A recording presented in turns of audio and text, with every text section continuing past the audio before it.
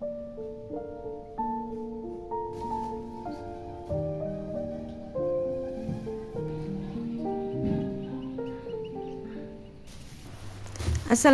warahmatullahi wabarakatuh. Masyaallah tabarakallah. Alhamdulillah, hari ini Basya sharing video lagi.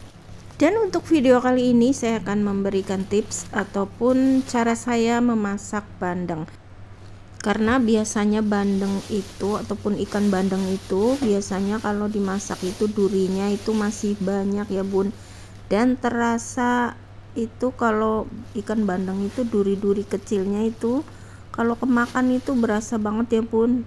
Takutnya apalagi anak-anak yang punya anak kecil itu makan bandeng itu agak ribet ya, kita harus memilih-milih, barangkali kan durinya banyak banget gitu. Jadi begini cara saya masak bandeng supaya tidak kena tulang ataupun ketulangan gitu ya. Biasanya kan ada tulang yang kecil-kecil sekali itu pada nyangkut gitu ya bun ya.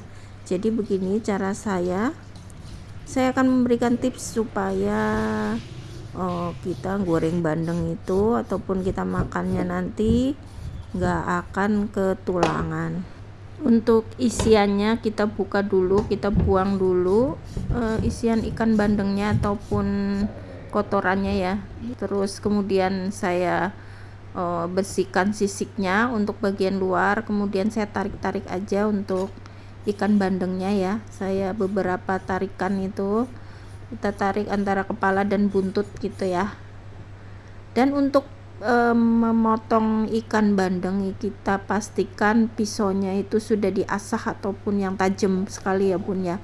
Jadi seperti ini kita bakalan potong-potong sampai setengahnya gitu ya, sampai kedalaman, sampai ke bagian tulang-tulang yang kecil sekali itu ya bun. Jadi di jalur pinggiran ikan ini, ikan terutama ikan bandeng ini, kalau di jaluran seluruh tubuhnya itu ada jalur ikan tulang-tulang yang kecil itu loh, tulang-tulang yang lembut banget gitu ya. Jadi itu kalau kemakan itu bakalan nyangkut gitu ya, apalagi anak kecil yang makan. Jadi kita potong-potong seperti ini ya, seperti ada di video, dengan jarak sekitar setengah senti gitu ya. Jadi ini gunanya untuk memotong tulang yang ada di dalam dagingnya gitu ya, karena tekstur si tulang dari ikan bandeng sendiri itu kan halus ya bun.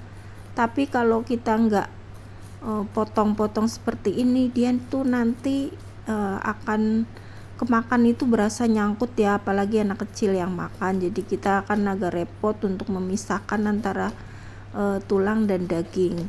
Dan jika kita lakukan seperti ini akan memotong tulang-tulang yang kecil atau tulang yang lembut gitu ya, itu jadi kecil-kecil sekali ya bun. Jadi itu kalau dimakan itu dia tidak akan berasa lagi, karena nanti kan ini kita goreng ya sampai kering gitu ataupun setengah kering, dia itu nanti akan menjadi kayak kriuk-kriuk gitu ya. Jadi dia nggak berasa lagi ada tulangnya karena sudah pendek sekali gitu ya bun, seperti ini, karena kita motongnya itu hampir setengah sentian gitu ya, seperti ini. Jadi ini sampai ke tulang yang kecil-kecilnya itu putus ya di dalamnya gitu. Ini kedua belah sisinya kita potong semua seperti ini. Jadi ini untuk mensiasati tulang-tulang kecil yang ada di dalam daging. Dan untuk pemotongannya seperti ini, saya potong-potong sebelum saya cuci dulu. Sebelumnya ini sebelum dicuci saya potong-potong dulu seperti ini, dan ini nanti saya cuci ya. Jadi ini untuk menggerat-geratnya itu sampai ke tulang dalam ya bun ya, tapi jangan sampai putus untuk ke kanan kirinya gitu. Kemudian baru saya potong-potong seperti ini. Nanti saya cuci bersih baru saya bumbukan gitu, atau saya tambahin bumbu gitu ya bun ya. Dan kemudian untuk ikannya saya cuci bersih seperti ini. Untuk ikannya ini sudah siap dibumbuin ataupun dimarinasi.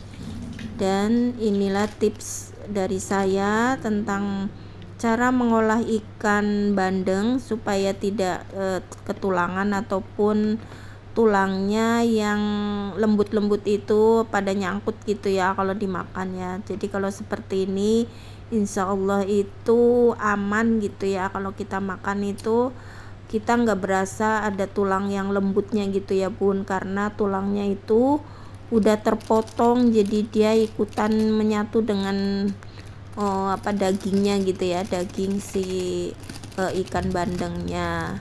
Dan ini udah saya buktikan dan saya udah masak itu beberapa kali dengan cara seperti ini, dan alhamdulillah biasanya suami saya suka komplain kalau dimasakin ikan bandeng, tapi sekarang dengan cara pengolahannya seperti ini alhamdulillah ini nanti mau saya masak pecak dan ini saya marinasi dulu.